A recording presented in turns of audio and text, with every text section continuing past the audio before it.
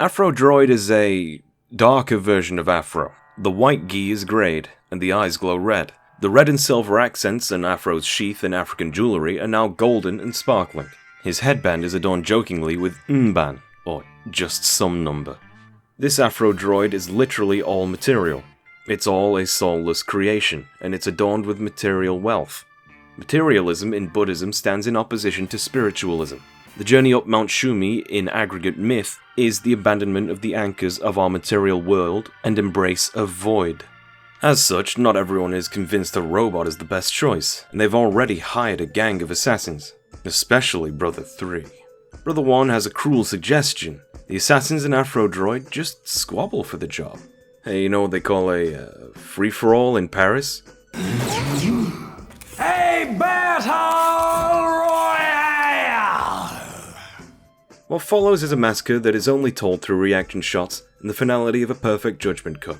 The next scene is very peculiar. Ninja is doing his shtick and Afro stops in his tracks, giving our cynical, ghostly throwed homie some hope that he's finally being listened to. But Afro stares into the distance around the cliff face. There's nothing there though. Yet, in the next shot, as N2 turns around, a temple on the other side of a bridge, and blocking that path to enlightenment is a material copy of Afro. The strictly physical nature of the mountain is falling into question as it starts challenging Afro more metaphorically. That challenge is his own physical essence. In Buddhism, there are 5 aggregates, or skandhas. It's a philosophical look at how we can see someone or something and how we understand that within ourselves. A brief overview in order is 1. Matter, the most elemental makeup. To you it might be atomic, to a Buddhist it might be earth, water, fire, wind or void. 2. Sensation, your immediate simplistic reaction to how pleasurable or painful it is. 3. Perception, how you define that object, its colour, its shape, if it's cute or scary. 4. Mental formation, it's hard to simplify but your higher reasoning. Matter, sensation and perception are filtered through your biases and mental conditioning, resulting in your mental image. These 4 are material. If you didn't understand those, it's cool, but you do need to understand the 5th. Consciousness. The mind. Discernment. Something closer to a soul or individual essence. The ability to deconstruct all previous aggregates and make a decision above what might be instinctive. Now that's all well and good. We know what the trouble is. Afro is confronted with a duplication of what is material, but it actually moves faster than him. It hits harder than him. What is the path out?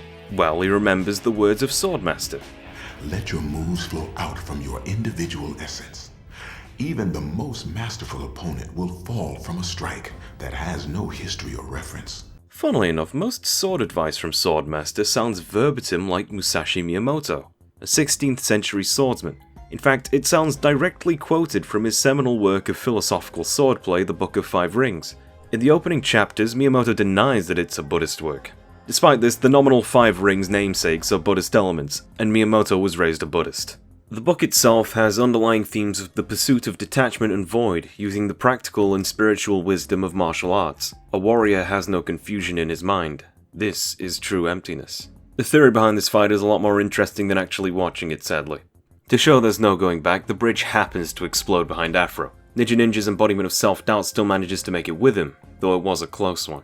Afro versus Brother 3, the most astute of the 6. His plan is quite honestly flawless.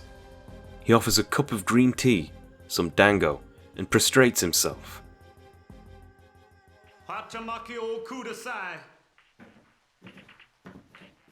Afro, quite rudely, doesn't even say no. Next is Brother 6, the Roku.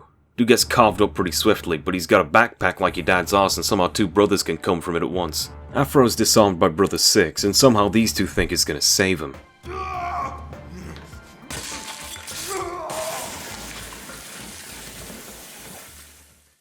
Brother 2 doesn't get much better. Afro ascends into the room emblazoned with the Heart Sutra in stone, emblemizing its eternal truth. And Afro Droid breaks in looking like the T-800 fusion danced with Yoshimitsu.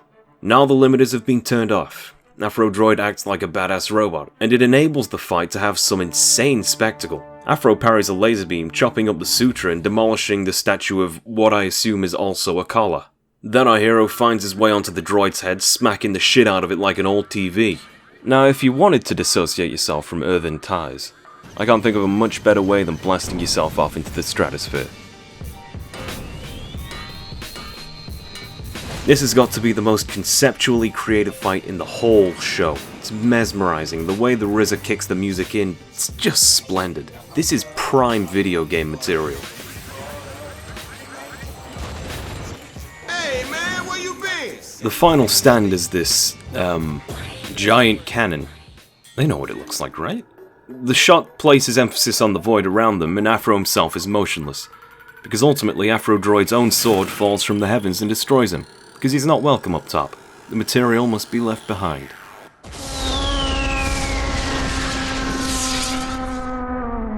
That felt good. Yeah, they knew. The masturbation joke here isn't without merit, since I suppose the feeling of it can make you feel some void within your consciousness.